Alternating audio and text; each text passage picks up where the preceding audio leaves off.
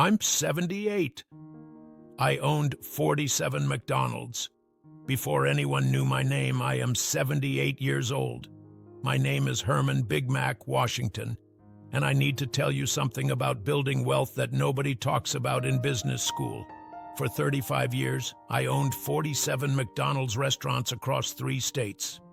At my peak, I was generating over $180 million in annual revenue and employing more than 2,400 people. But you never heard my name in Forbes. You never saw me on the cover of Black Enterprise. I wasn't invited to speak at business conferences or franchise conventions. That's because I built my empire the way smart money always builds empires. Quietly, strategically, and completely under the radar. Today, I want to tell you how a black man with an 8th grade education and $3,000 in savings became one of the largest McDonald's franchise owners in America, and why staying invisible was the smartest business decision I ever made. I was born in 1946 in Memphis, Tennessee. My daddy was a janitor at a cotton processing plant, and my mama took in laundry. We lived in a shotgun house in Orange Mound, one of the first black neighborhoods in Memphis, where everyone knew everyone and everyone looked out for each other. When I was 14, I dropped out of school to work full-time. Not because I was lazy or didn't like learning, but because my family needed every dollar we could get. I started working at a local restaurant called Big John's, washing dishes for 60 cents an hour. That restaurant job changed my life, not because of the money, but because I fell in love with the business. I watched how orders flowed from the front counter to the kitchen. I learned how inventory worked, how labor costs affected profits, how location determined success. I was fascinated by the mechanics of making money in the food business. In 1955, when I was 9 years old, the first McDonald's had opened in California. By 1963, when I was 17 and working my way up from dishwasher to line cook at Big John's, McDonald's was starting to expand across the country, but it hadn't reached Memphis yet. The owner of Big John's, a white man named Mr. Patterson, took a liking to me. He saw that I was interested in more than just collecting a paycheck. I asked questions about suppliers, about food costs, about why some menu items were more profitable than others. "Herman," he told me one day, "most people work in restaurants. Smart people study restaurants. You're studying. That's going to take you somewhere." In 1965, McDonald's opened their first location in Memphis. I'll never forget walking into that restaurant and seeing something I'd never seen before. A food business that ran like a machine. Every burger was exactly the same. Every order took exactly the same amount of time. Every employee did exactly the same tasks in exactly the same way. It was beautiful. I applied for a job and got hired as a crew member for $1.15 an hour. Within 6 months, I was shift manager. Within a year, I was assistant manager. Within 2 years, I was running the whole operation while the owner played golf. That's when I learned the most important lesson of my life. McDonald's wasn't in the food business. McDonald's was in the real estate business with a food component. See, most people thought franchisees made money by selling hamburgers and French fries. But the real money was in the property. McDonald's corporate would identify prime real estate, buy or lease it, then sublease it to franchisees at a premium. They made money on the rent, the franchise fees, and a percentage of gross sales. Ray Kroc, the founder, used to say, "We're not in the hamburger business, we're in the real estate business." Most franchisees never understood what that meant. I understood it perfectly. In 1968, after 3 years of working for the Memphis franchisee, I approached him with a proposition. I wanted to open my own McDonald's. He looked at me like I'd lost my mind. "Herman," he said, "you're a good manager, but owning a franchise requires serious capital. You need at least $50,000 just to get started, and that's if McDonald's corporate even approves you. They're pretty particular about their franchisees. What he didn't say, but what we both knew, was that McDonald's had never approved a black franchisee. This was 1968, and the franchise system was still very much a white man's club.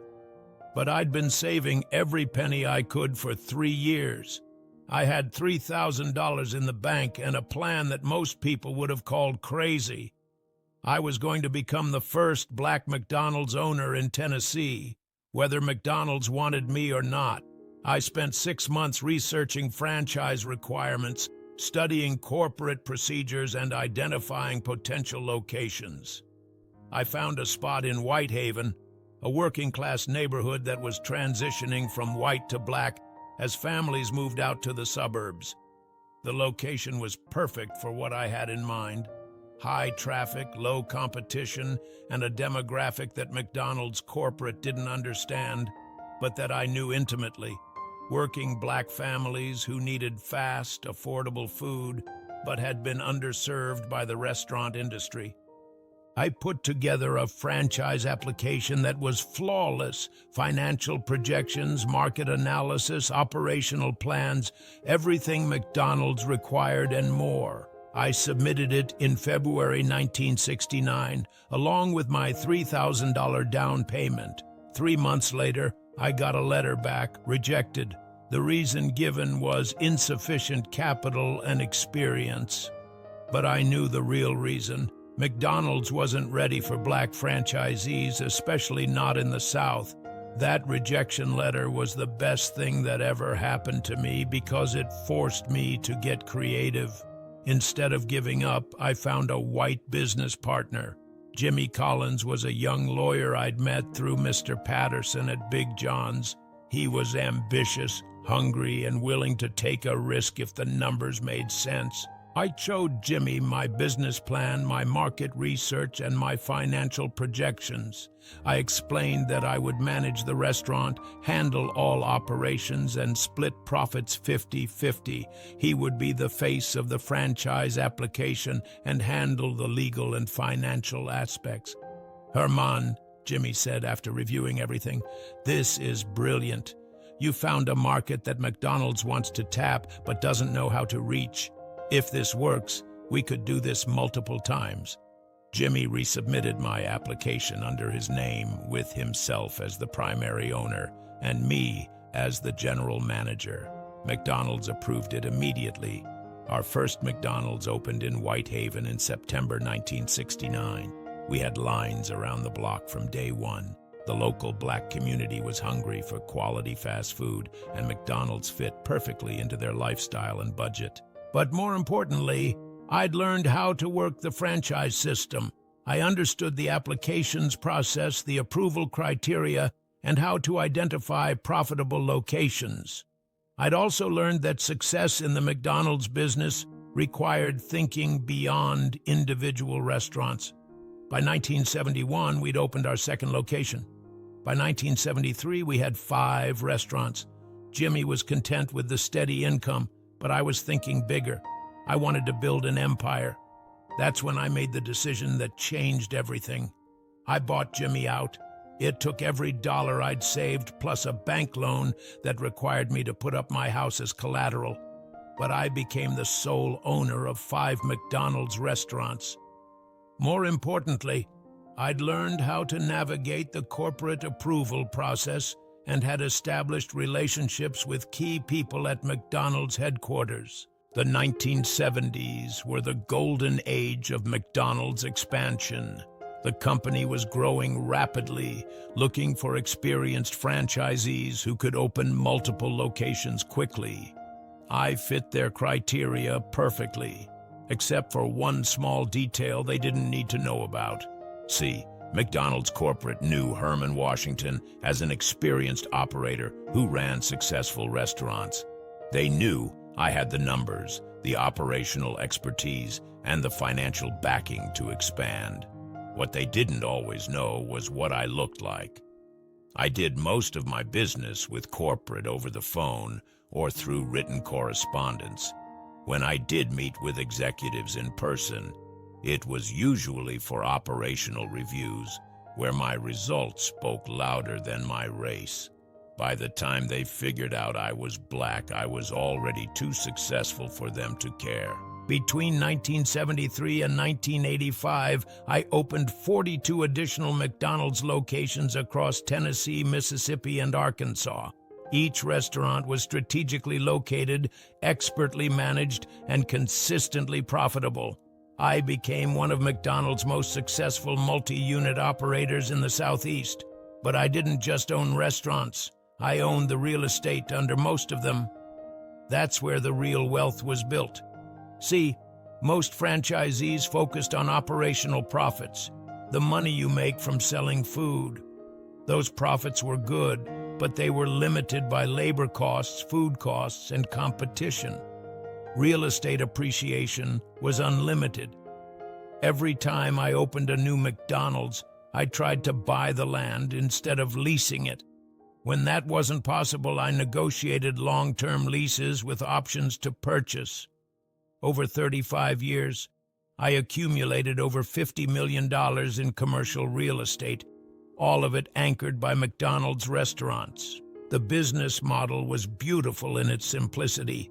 McDonald's restaurants generated consistent cash flow that covered the mortgage payments on the real estate.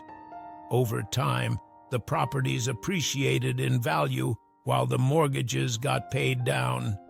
By the 2000s, I owned millions of dollars in commercial real estate free and clear. But the real genius of my strategy was diversification. I didn't put all my properties in one market or one type of location. I had restaurants in urban areas, suburban areas, and small towns. I had locations in growing markets and mature markets. When one area struggled, others compensated. During the 1980s recession, when many franchisees went bankrupt, my restaurant stayed profitable. During the 1990s economic boom, my property values soared. During the 2008 financial crisis, my diversified portfolio survived while other real estate investors got wiped out. By staying quiet and staying focused, I built something that most entrepreneurs only dream about. A business that generated wealth regardless of economic conditions. But building the empire was only half the challenge. Managing 47 restaurants required systems, people, and a level of operational excellence that most business owners never achieve. I developed what I called the Washington System, a comprehensive approach to restaurant management that went beyond McDonald's corporate standards. Every restaurant had the same training programs, the same quality controls, the same customer service protocols, and the same financial reporting systems. I hired and developed the best managers I could find. I paid them above market rates, gave them performance bonuses, and created advancement opportunities within our organization.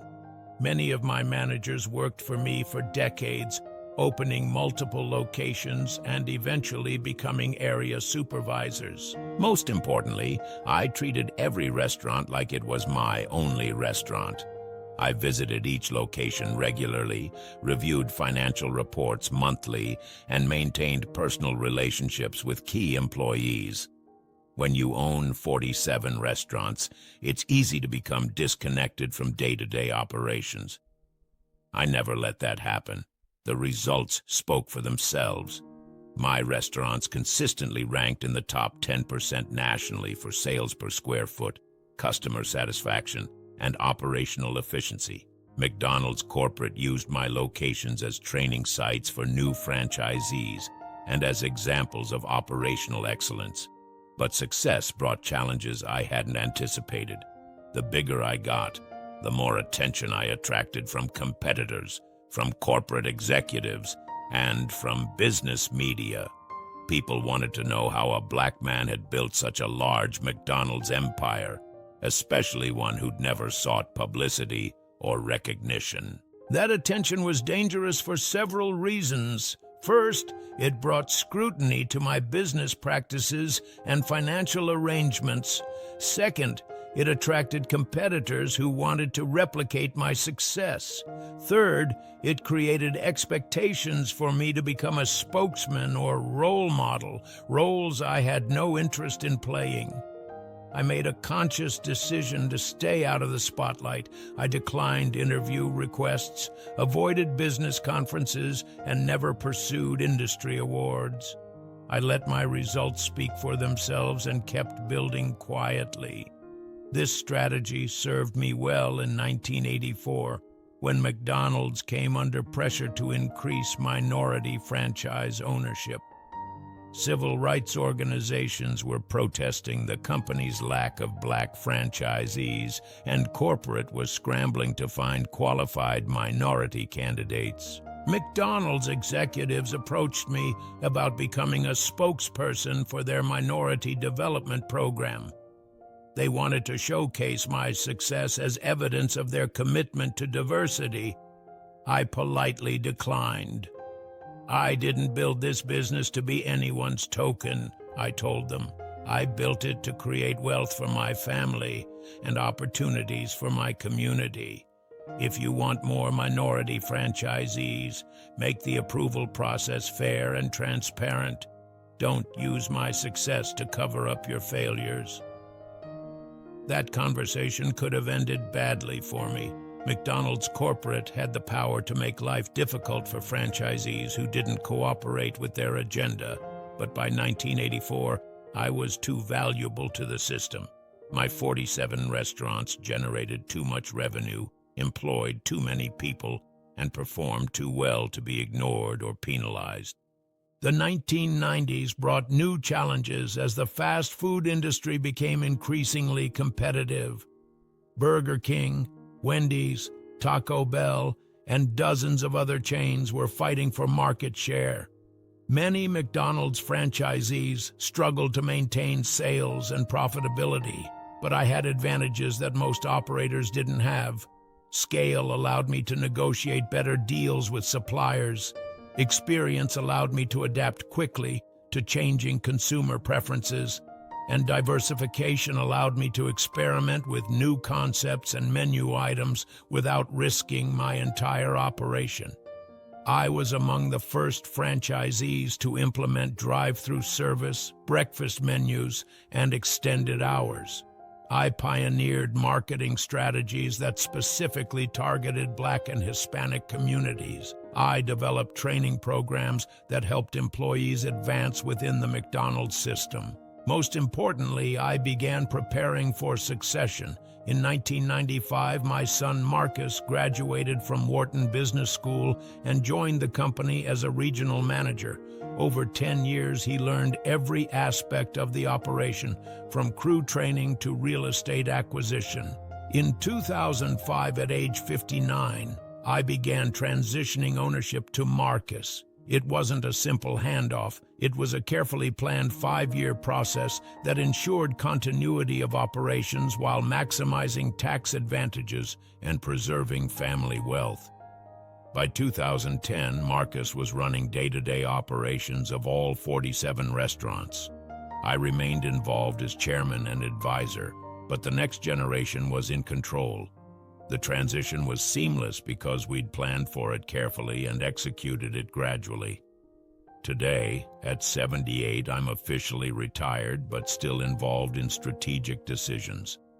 Marcus has maintained the operational excellence that built our reputation while also modernizing technology systems and expanding into new markets. Our family business now includes 52 McDonald's restaurants, $75 million in commercial real estate, and investments in other food service concepts. We employ over 3,000 people and generate more than $220 million in annual revenue. But the numbers don't tell the whole story. Over 45 years, our restaurants have served millions of customers, many of them families who've been coming to our locations for generations. We've provided career opportunities for thousands of employees, many of whom have gone on to open their own businesses. We've also stayed connected to our communities. Our restaurants sponsor youth sports leagues, support local schools, and provide meeting spaces for community organizations. We hire locally, buy locally when possible, and contribute to local charities. That community connection is why I stayed invisible for so long. I didn't want to be known as the Black McDonald's owner or the successful minority franchisee. I wanted to be known as the guy who ran great restaurants, treated employees fairly, and contributed to his community. Looking back on 45 years in the McDonald's system, I'm proud of what we built. But I'm even prouder of how we built it.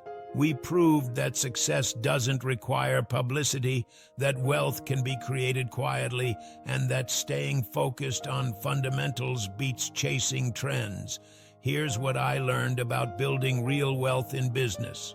First, master your industry before you try to expand. Too many entrepreneurs want to grow before they understand their core business. I spent 5 years learning every aspect of McDonald's operations before I opened my second location. That foundation made everything else possible. Second, location isn't just about real estate, it's about timing, market understanding, and demographic analysis. I succeeded because I understood markets that other franchisees ignored or misunderstood. Third, systems beat talent every time. You can't manage 47 restaurants through personal charisma or individual brilliance. You need systems that work regardless of who's implementing them. Fourth, cash flow is more important than profits.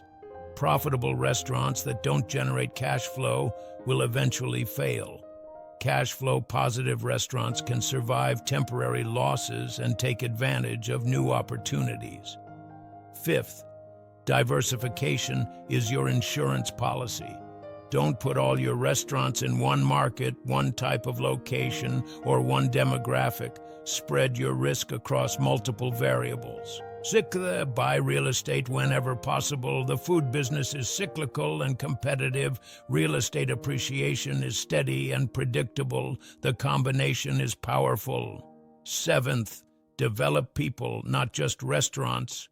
Your success depends on having great managers, and great managers don't appear overnight. Invest in training, pay competitive wages, and create advancement opportunities.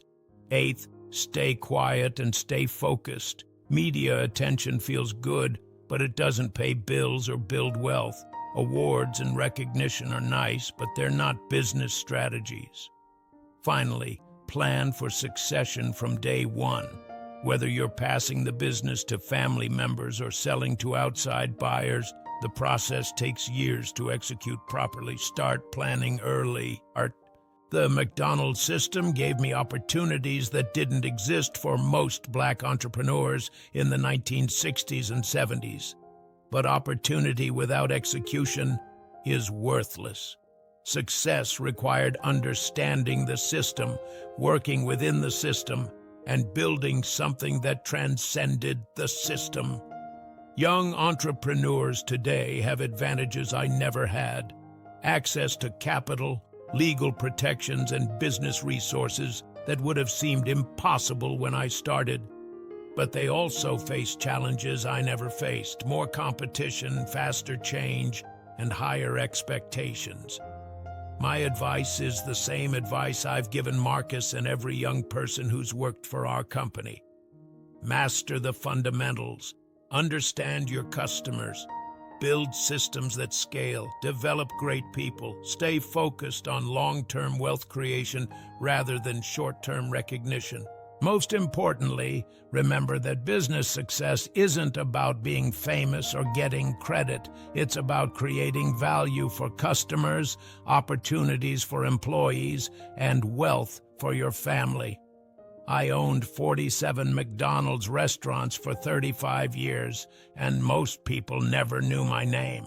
That's exactly how I wanted it. The wealth is real. The legacy is secure. The next generation is prepared, and nobody had to know who I was to make it happen. That's the most valuable business lesson I can teach you. Sometimes the best way to build an empire is to build it so quietly that nobody realizes you're building it until it's already built. Stay hungry, stay humble, stay invisible. The money will speak for itself.